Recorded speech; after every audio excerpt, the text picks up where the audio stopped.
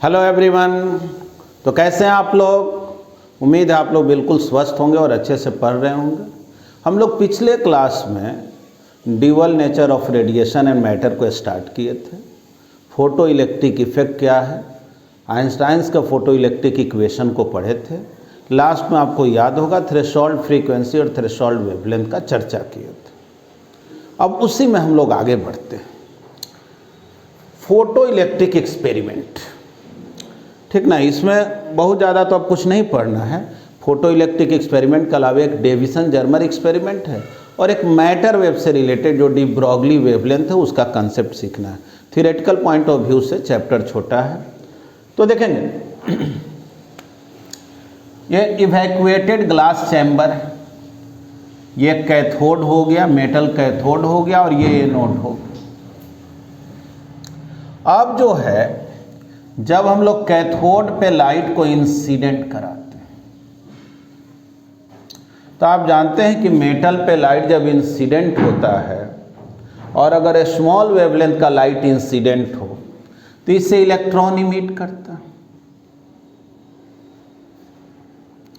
और यही इलेक्ट्रॉन जो है एनोड तक जब पहुंचता है तो एक तरह से लूप कंप्लीट हो गया। जैसे इलेक्ट्रॉन इधर से जा रहा है, इससे आ रहा है, इलेक्ट्रॉन का फ्लो होने कंटिन्यूअस जो है फ्लो हो गया चार्ज का, तो करंट इस्टेब्लिश्ड हो गया सर्किट में, है ना। इस करंट को फोटो करंट बोलते हैं। यानी कि लाइट के हेल्प से आप करंट का फ्लो करा रहे हैं, ठीक। अब देखिए एनोड जो है वो हायर पोटेंशियल पर है, पॉजिटिव पोटेंशियल पर है, कैथोड निगेटिव पोटेंशियल पर है। इलेक्ट्रॉन जब निकलता है एनोड इसको अपने ओर अट्रैक्ट करता है और ऐसे भी आप जानते हैं आइंस्टाइन्स फोटो इलेक्ट्रिक इक्वेशन से कि लाइट जब इंसिडेंट होता है और फोटोन का एनर्जी मेटल के वर्क फंक्शन से जब ज़्यादा होता है तब उससे इलेक्ट्रॉन निकल सकता है। और इलेक्ट्रॉन अगर अपने मैक्सिमम काइनेटिक एनर्जी से निकल रहा है तो काइनेटिक एनर्जी के कारण भी इधर ट्रेवल करता है और एनोड भी उसको अट्रैक्ट कर रहा है और इस तरह से सर्किट में करंट का फ्लो होता है। तो देखो इलेक्ट्रॉन इधर जा रहा है तो करंट तो उसके अपोजिट न दिखाएंगे। इलेक्ट्रॉन का जिधर फ्लो होता है करंट उसके अपोजिट में दिखाया जाता है, ठीक ना। इसमें करंट का फ्लो शुरू हो गया। जाहिर है इस करंट का नाम क्या दिए? Photo current.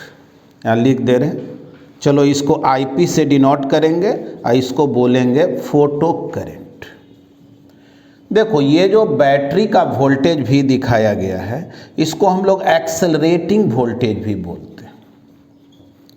अब इसका क्या इफेक्ट होता है ये सब पर चर्चा कर रहे हैं। ध्यान से देखो, जब हम लोग इस वोल्टेज को बढ़ाते हैं तो क्या होता है कि एनोड को जो है इलेक्ट्रॉन अट्रैक्ट करने का जो क्षमता है वो बढ़ जाता है। और देखो सही मायने में होता क्या है ना कि जब लाइट इस पर इंसिडेंट होता है तो सारा के सारा इलेक्ट्रॉन निकल के एनोड तक नहीं जाता है। कुछ इलेक्ट्रॉन जो है ना इधर उधर निगेटिव चार्ज का क्लाउड भी बना देता है और कुछ ही इलेक्ट्रॉन एनोड तक पहुंच पाता है। तो इस तरह से करंट अपने मैक्सिमम वैल्यू तक जनरली नहीं पहुंचा हुआ रहता है, लेकिन एनोड के जब पोटेंशियल को आप बढ़ाते हैं तो इलेक्ट्रॉन अट्रैक्ट करने का इसका क्षमता बढ़ जाता है। तो जाहिर है पहले अगर 1 सेकंड में मान लो यहाँ 10 इलेक्ट्रॉन पहुंच रहा था तो इसके वोल्टेज को बढ़ा दिए, पॉजिटिविटी को बढ़ा दिए तो अब हो सके 15 इलेक्ट्रॉन पहुंचने लगे, तो करंट का वैल्यू बढ़ गया। अब अगर मान लो यहां से हर 1 सेकंड में 100 इलेक्ट्रॉन निकल रहा है, लेकिन यहां पहुंच रहा है सपोज करो 80 इलेक्ट्रॉन ही, 80 इलेक्ट्रॉन पहुंच रहा है और 100 इलेक्ट्रॉन निकल रहा है, तो 20 इलेक्ट्रॉन तो इधर उधर निगेटिव चार्ज का क्लाउड बना देता है। और ये जो इलेक्ट्रॉन है ना यहां से चलने वाले इलेक्ट्रॉन को एक तरह से रिपेल भी करता है, यानी आगे जाने से भी रोकने लगता है। तो एनोड के वोल्टेज को अगर बढ़ाते जाएं तो यहां पहुंचने वाले इलेक्ट्रॉन का जो संख्या है ये गिवन टाइम में वो बढ़ना शुरू हो जाता है। अब अगर मान लो यहाँ से 100 इलेक्ट्रॉन निकल रहा है और इसके वोल्टेज को बढ़ाए, अब 90 इलेक्ट्रॉन पहुँचने लगा तो करंट बढ़ गया। अब हर एक सेकंड में मान लो 100 इलेक्ट्रॉन निकल रहा है, 95 पहुँचने लगा और करंट बढ़ गया। अब 100 इलेक्ट्रॉन निकल रहा है, वोल्टेज इतना बढ़ा है कि 100 के 100 पहुँच रहा है, तब बोलेंगे ये सैचुरेशन वैल्यू पर पहुँच गया, ये मैक्सिमम करंट हो गया। कोई कहेगा वोल्टेज और बढ़ाओ, बोलेंगे और बढ़ाने से अब कोई फायदा नहीं, क्योंकि और वोल्टेज को बढ़ाओगे तो 100 इलेक्ट्रॉन यहाँ से निकल रहा है तो यहाँ पर 150 थोड़े ना पहुँच जाएगा। जितना प्रोडक्शन हो उससे ज़्यादा सप्लाई नहीं ना हो सकता है। यानी कि जब एक्सेलरेटिंग वोल्टेज को आप बढ़ाते हैं तो हम लोग क्या देखते हैं, फोटो करंट बढ़ता है। लेकिन एक ऐसा स्टेज आता है जब फोटो करंट बढ़ना बंद हो जाता है। चाहे अब आप कितना भी वोल्टेज बढ़ाइए, फोटो करंट बढ़ने वाला नहीं है। उस स्टेज पर जो करंट का फ्लो होता है उस करंट को बोलते हैं सैचुरेशन करंट। वो मैक्सिमम वैल्यू ऑफ करंट हो गया। सैचुरेशन करंट का मतलब हुआ जितना इलेक्ट्रॉन यहाँ से इमिट कर रहा वो सारे के सारे इलेक्ट्रॉन यहाँ पे पहुँचने लगा। ठीक है। अब देखो उल्टा करो, एनोड के वोल्टेज को घटा दो तो जाहिर है इलेक्ट्रॉन अट्रैक्ट करने का क्षमता घट गया तो फोटो करंट कुछ घट गया। वोल्टेज को और घटा दो, वोल्टेज को जब और घटा दिए तो देख रहे हैं क्या, करंट और कम हो गया। मान लो वोल्टेज को घटा के 0 कर दिए तो क्या देख रहे हैं कि अभी भी करंट 0 नहीं हुआ है।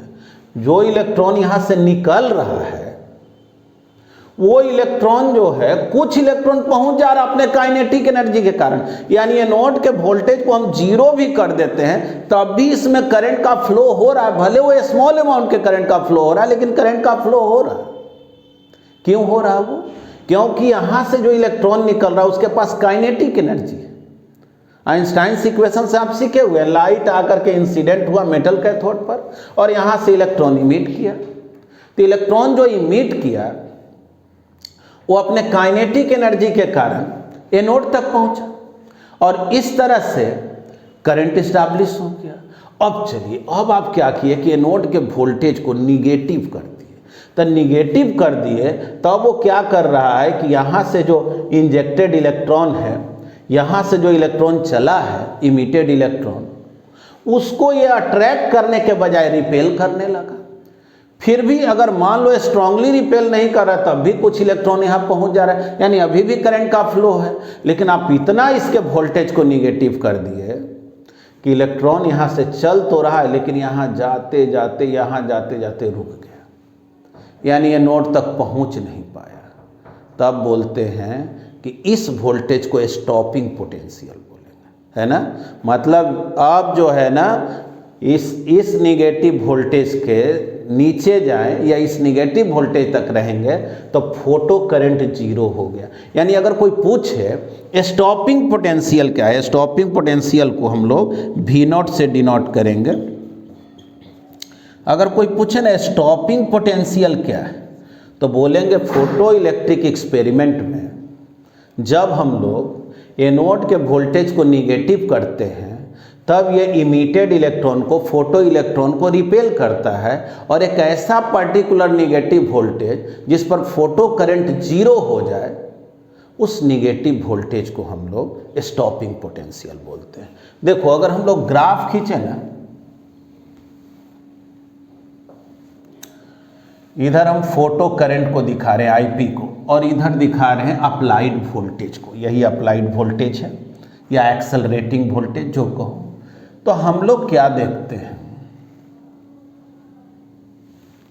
ग्राफ इस टाइप का आता है।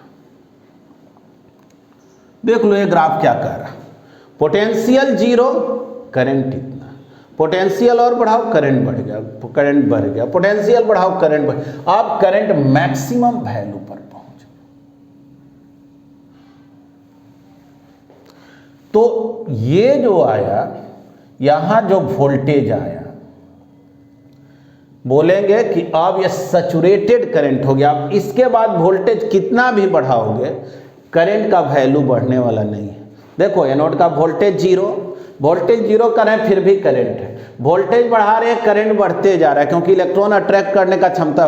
और एक ऐसा वोल्टेज आया जब जितना इलेक्ट्रॉन यहां से इमिट कर रहा है सब के सब यहां पहुंच जा रहा है ना। अब जो है फोटो करंट अपने मैक्सिमम वैल्यू पर पहुंच गया, सैचुरेटेड करंट।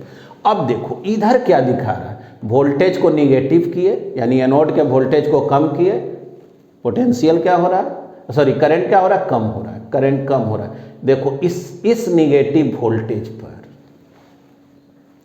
करंट जो है घट करके जीरो हो गया, तो इस V नॉट को क्या बोलेंगे, स्टॉपिंग पोटेंशियल। अच्छा एक चीज और देख रहे हो, वोल्टेज और करंट का जो ग्राफ है वो स्ट्रेट लाइन नहीं है, ऐसे कर्व लाइन है ना। तो इसका मतलब ये ओम्स लॉ को फॉलो नहीं करता, ये भी समझ गए। ऐसे भी जानना इलेक्ट्रॉनिक डिवाइसेज में, फोटो इलेक्ट्रिक एक्सपेरिमेंट, इस सब में कोई में ओम्स लॉ फॉलो नहीं होता। तो ठीक है, तो अब स्टॉपिंग पोटेंशियल को कैलकुलेट कैसे करें। स्टॉपिंग पोटेंशियल का जो है इंसिडेंट लाइट के फ्रीक्वेंसी वेवलेंथ से क्या रिलेशन है।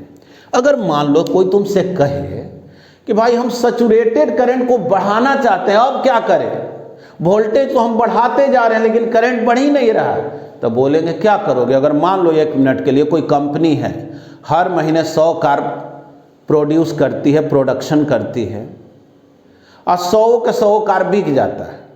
अब कोई कहे कि भाई हम चाहते हैं ना कि ज़्यादा बिक्री हो, तो जाहिर है प्रोडक्शन ज़्यादा होगा तभी ना ज़्यादा बिक्री हो सकता है। यानी कि अगर करंट को और बढ़ाना है तो बोलेंगे एक काम करो, वोल्टेज अब बढ़ाने से काम नहीं चलेगा, यहाँ से इलेक्ट्रॉन ज़्यादा से ज़्यादा संख्या में निकालो। तो इलेक्ट्रॉन ज़्यादा से ज़्यादा कैसे निकाले, तो बोलेंगे जो इंसिडेंट लाइट है ना उसके इंटेंसिटी को बढ़ा दो, इसमें ज़्यादा नंबर ऑफ फोटोन को इंसिडेंट कराओ तो ज़्यादा इलेक्ट्रॉन इमिट होगा, तो फोटो करंट बढ़ जाएगा।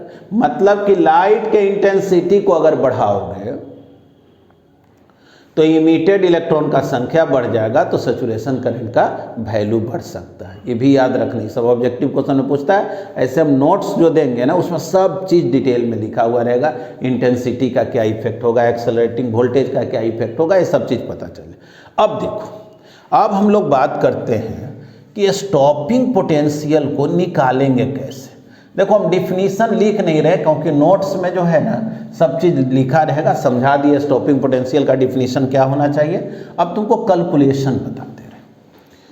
देखो यहाँ से इलेक्ट्रॉन इमिट किया, ये तो जान रहे हो आइंस्टाइन के इक्वेशन के अनुसार यहाँ से इलेक्ट्रॉन निकला, मान लो मैक्सिमम काइनेटिक एनर्जी से इलेक्ट्रॉन निकला, और इलेक्ट्रॉन यहाँ से चला और यहाँ आते आते रुक गया। तो जैसे work is equal to change in kinetic energy, पढ़े हो ना वर्क एनर्जी थ्योरम में, total work change in kinetic energy होता है। तो इलेक्ट्रॉन यहाँ से चला, यहाँ आते आते रुक गया, वर्क कितना हुआ इलेक्ट्रॉन पे। तो सोचो तो कोई भी चार्ज एक पॉइंट से दूसरे पॉइंट तक जाता है तो इलेक्ट्रोस्टैट में पढ़े थे वर्क होता है चार्ज इनटू पोटेंशियल डिफरेंस। तो बोलेंगे कि यहाँ से यहाँ इलेक्ट्रॉन आया, वर्क हो गया E इंटू वी नॉट, आगे माइनस लगाएंगे। ऐसे भी कॉमन सेंस से सोचो ना, इलेक्ट्रॉन को तो विरोध ही न किया जा रहा है, इलेक्ट्रॉन जाना इधर चाह रहा है उसको विरोध कर रहा है। ऐसे भी Q इंटू वी नॉट, और यहाँ इलेक्ट्रॉन है तो minus E into V naught, समझो ये वर्क हुआ एक्सेलरेटिंग वोल्टेज के कारण, दोनों के बीच जो पोटेंशियल डिफरेंस, और फाइनल काइनेटिक एनर्जी क्या हो गया, जीरो, यहाँ जाके रुक गया। और निकला था कितना से, तो मैक्सिमम काइनेटिक एनर्जी से इलेक्ट्रॉन निकला। देखो माइनस माइनस कट गया, E भी naught is equal to kinetic energy maximum. थोड़ा समझना, यही बहुत काम का है। यानी स्टॉपिंग पोटेंशियल अगर निकालना है ना किसी भी क्वेश्चन में, तो ये पता करो कि इस कैथोड से जो इलेक्ट्रॉन निकला है उसका मैक्सिमम काइनेटिक एनर्जी क्या है, और वो कैसे निकलता है मैक्सिमम काइनेटिक एनर्जी। तो आइंस्टाइन के फोटो इलेक्ट्रिक इक्वेशन से निकलता है नहीं, उसमें हम लोग क्या पढ़े थे कि अगर लैम्डा वेवलेंथ के लाइट इंसिडेंट हुआ तो Sc बाई लैम्डा फोटोन का एनर्जी, मेटल का वर्क फंक्शन फाई, तो फोटोन अपना एनर्जी दिया इलेक्ट्रॉन को, फाई तो एनर्जी यूज हो गया मेटल से इलेक्ट्रॉन को बाहर निकालने में, और जो बच गया वो काइनेटिक एनर्जी में कन्वर्ट हो गया। यानी काइनेटिक एनर्जी मैक्सिमम जो है, काइनेटिक एनर्जी मैक्सिमम कितना आ गया, Hc/λ -5। तो ठीक है, देखो जी हम लोग ऐसे लिख सकते हैं EV0 Hc/λ -5। देखो तो लैम्डा और स्टॉपिंग पोटेंशियल में रिलेशन आया कि नहीं। अगर हम ऐसे लिखें V0 इक्वल टू तो Hc/E 1/λ -5/E। देख लो बढ़िया से, स्टॉपिंग पोटेंशियल और वेवलेंथ का ये रिलेशन आया। अगर कोई ये पूछे कि स्टॉपिंग पोटेंशियल और 1/λ का ग्राफ कैसा होगा, देखो 1/λ और स्टॉपिंग पोटेंशियल का ग्राफ, तो 1/λ पर पावर 1 है ना, तो ग्राफ तो स्ट्रेट लाइन होगा, है ना। और एक चीज देख लो, जैसे मैथमेटिक्स में पढ़ते हैं ना y = mx + c, तो c माइनस में, इसका मतलब वो y एक्सिस को नीचे में कहीं कट करेगा। देखो ऐसे ग्राफ जो है ना वो इस तरह का आता है, इसको डॉटेड करके पीछे ले जाओगे तो -5/e का मतलब हुआ ये वाला लाइन 5/e होगा। थोड़ा समझना, इधर स्टॉपिंग पोटेंशियल को दिखा रहे हैं और इधर 1/λ को दिखा रहे हैं। समझ लो 1/λ का वैल्यू जितना ही कम होगा, 1/λ बोल रहे हैं, लैम्डा नहीं, 1/λ का वैल्यू जितना ही कम होगा एनर्जी उतना ही कम होगा। वही बोलते हैं ना, लैम्डा कम होगा तो एनर्जी ज़्यादा होता, 1/λ जितना ही कम होगा एनर्जी उतना ही कम होगा। तो देखो थोड़ा समझना, ये बात बता रहे, ये ग्राफ बता रहा है कि 1/λ जब इस वैल्यू पर पहुंचेगा, इसको λ0 बोल रहे हैं, तो इससे ज़्यादा 1/λ0 का वैल्यू होगा ना तभी इलेक्ट्रॉन बाहर निकलेगा। इससे अगर कम एनर्जी रहा, मतलब 1/λ का वैल्यू इससे अगर कम रहेगा तो फोटो इलेक्ट्रिक इफेक्ट होगा ही नहीं, यानी कैथोड से कोई इलेक्ट्रॉन निकलने वाला नहीं है। यानी समझ लेना ये जो पॉइंट है ना उसमें 1/λ0 एक्चुअल में λ0 जो है ना वो थ्रेशोल्ड वेवलेंथ को बतलाता है। ये थ्रेशोल्ड वेवलेंथ हो गया, ठीक है। देख लो V0 और 1/λ पावर 1 है, ग्राफ स्ट्रेट लाइन होगा, पीछे बढ़ाने पर यहाँ पे टच करेगा। हाँ, अगर ये पूछा जाए ना ये स्लोप कितना होगा, tan थीटा कितना होगा, तो 1/λ में कितना से मल्टीप्लाई है, Hc/E से, यानी कि 1/λ में जो भी इसका कोफिशिएंट है वही स्लोप का वैल्यू हुआ। अब नीचे में लिखना था, हम यहाँ लिख दे रहे हैं tan थीटा इक्वल हो जाएगा Hc/E, है ना, Hc/E के इक्वल हो गया tan थीटा। तो चलिए यहाँ एक चीज़ देख लो, H भी कांस्टेंट टर्म है, C भी कांस्टेंट है और E भी ये फिक्स टर्म है ना। इसका मतलब हुआ कि स्टॉपिंग पोटेंशियल और 1/λ का ग्राफ खींचोगे तो ये जो स्लोप आएगा ये परमानेंटली फिक्स स्लोप हो गया, है ना, ये कोई दूसरे चीज़ पर डिपेंड नहीं कर रहा। चलो तो पहले तो क्या करेंगे, इसको नोट कर लिया जाए और फिर जो है आगे सिखा रहे हैं कि स्टॉपिंग पोटेंशियल और फ्रीक्वेंसी में क्या रिलेशन होगा, ठीक ना। चलिए पहले इसको नोट कर लें। अब देखिए हम लोग इसी इक्वेशन को आगे बढ़ाते हैं, EV0 Hc/λ -5। तो EV0 Hc/λ -5, अच्छा c/λ को तो फ्रीक्वेंसी बोलते हैं ना, तो ये फ्रीक्वेंसी होगा, है ना, -5। V0 क्या हो गया जी, तो H/E न्यू -5/E।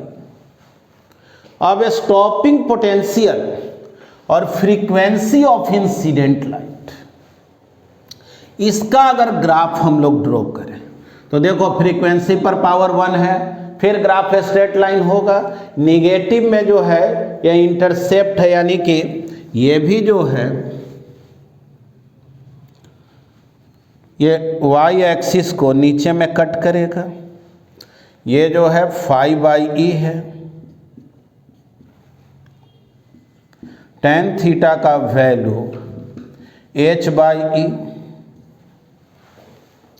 स्लोप यही ना हो गया, टेन थीटा का वैल्यू एच बाई ई है, उसमें क्या आया था एच सी बाई ई था, यानी कि इसमें जो स्लोप है वो ज़्यादा होगा इसके कंपैरिजन में, एच बाई ई तो कम है ना एच सी बाई ई से, ठीक है।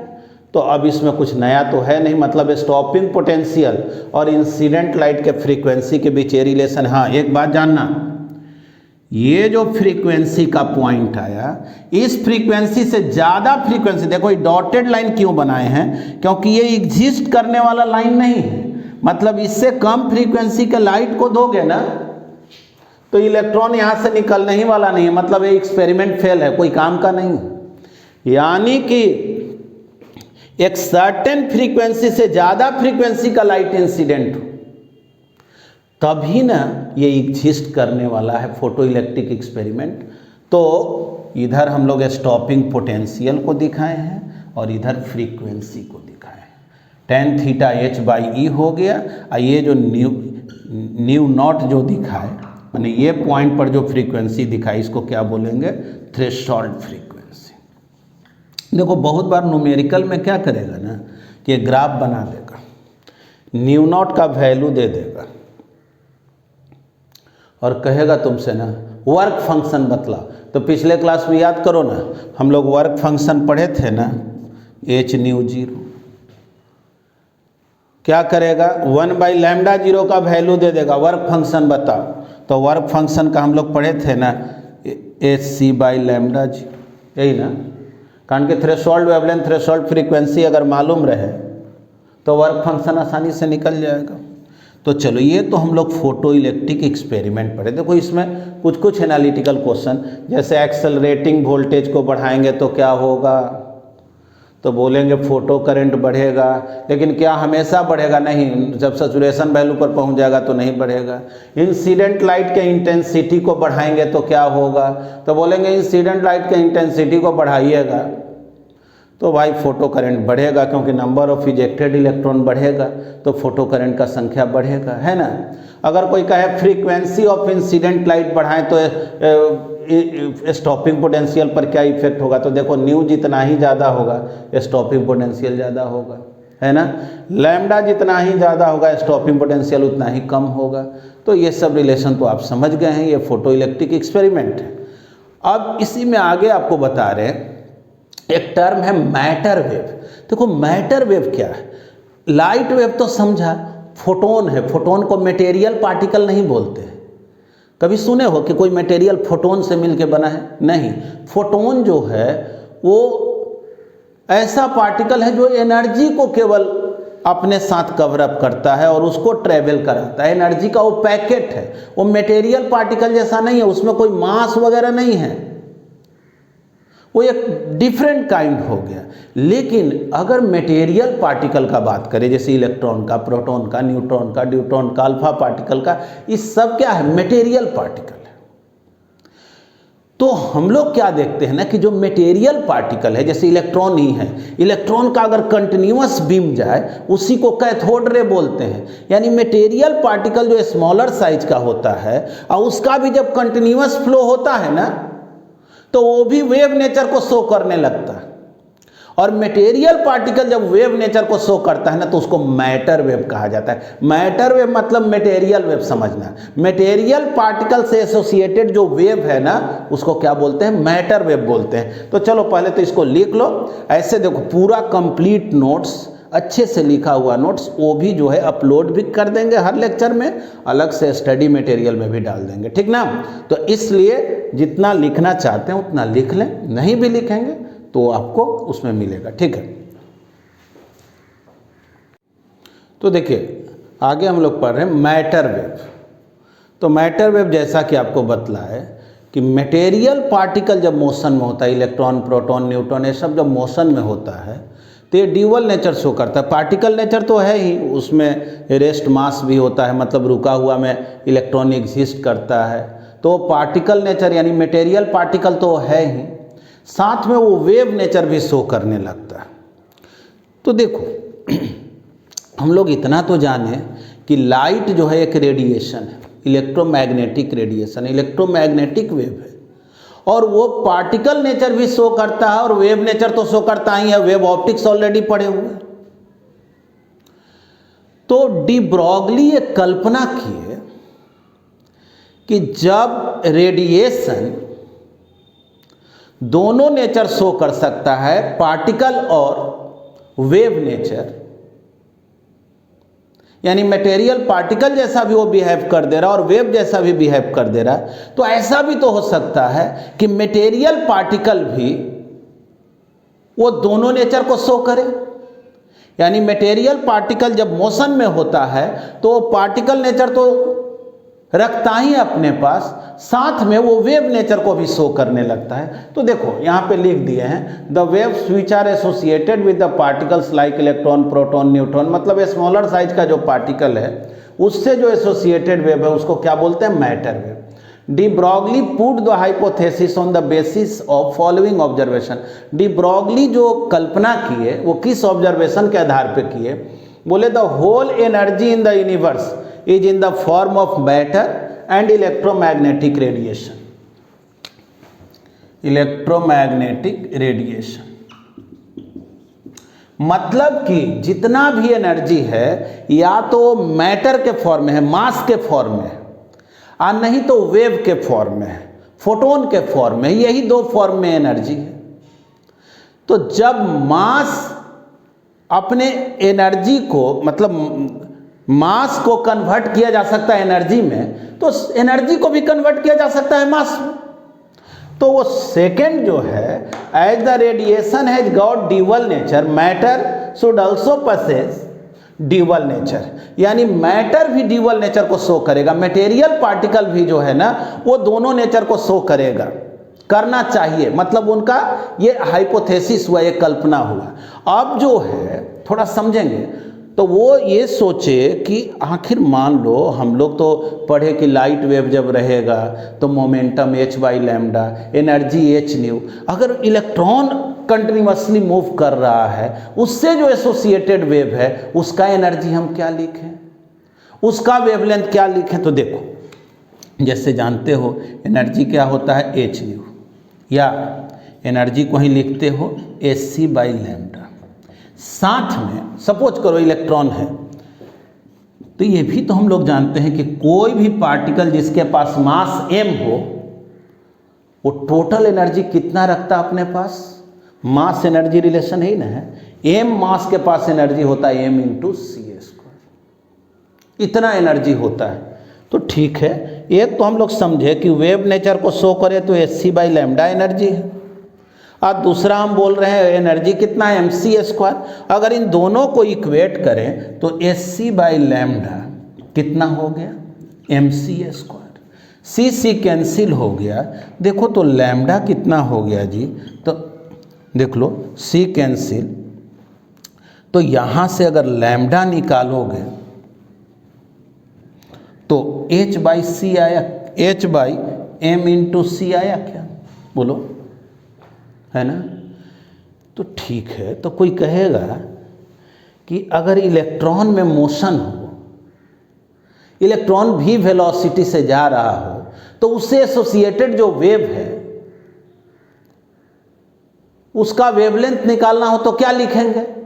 क्या h/m × c लिख दें? तो बोलेंगे नहीं, कोई भी मटेरियल पार्टिकल का वेलोसिटी लाइट के वेलोसिटी के इक्वल जैसे ही होता है तो उसका मास तो इनफाइनाइट हो जाता है, तब तो वहाँ ये इक्वेशन वैलिड ही नहीं हो पाएगा। और आप ये भी जानते हैं कि फोटोन के लिए भी ये इक्वेशन सही नहीं है, क्योंकि m × c, फोटोन का तो मास ही डिफाइंड नहीं है। लेकिन इस इक्वेशन के आधार पे निकाल रहे हैं तो लैम्डा आ रहा है ना h/m × c। तो डी ब्रॉगली क्या किए कि होशियारी से बोले कि ठीक है कोई बात नहीं, इलेक्ट्रॉन भी वेलोसिटी से मूव करेगा ना, तो एक काम करो, अगर इलेक्ट्रॉन भी वेलोसिटी से मूव करेगा तो इलेक्ट्रॉन से जो एसोसिएटेड वेव है, प्रोटॉन से जो एसोसिएटेड वेव है, मटेरियल पार्टिकल से जो एसोसिएटेड वेव है, उसका अगर वेवलेंथ निकालना हो, यानी देखो बोलेंगे for material particle moving with speed v, wavelength of matter wave का जो वेवलेंथ होगा क्या हो जाएगा, h/m इंटू वी। h/m भी निकाल दो, जैसे m इंटू सी तो डिफाइन हो ही नहीं सकता है, क्योंकि अगर इलेक्ट्रॉन का वेलोसिटी हम लाइट के वेलोसिटी के इक्वल कर दें तो रिलेटिविस्टिक थियरी के अकॉर्डिंग उसका मास तो इनफाइनाइट हो जाएगा। तो उसी फॉर्मूला के आधार पर h/m इंटू वी, और इसी वेवलेंथ को हम लोग क्या बोलते हैं, डी ब्रॉगली वेवलेंथ बोलते हैं, ठीक ना, डी ब्रॉगली वेवलेंथ बोलते हैं।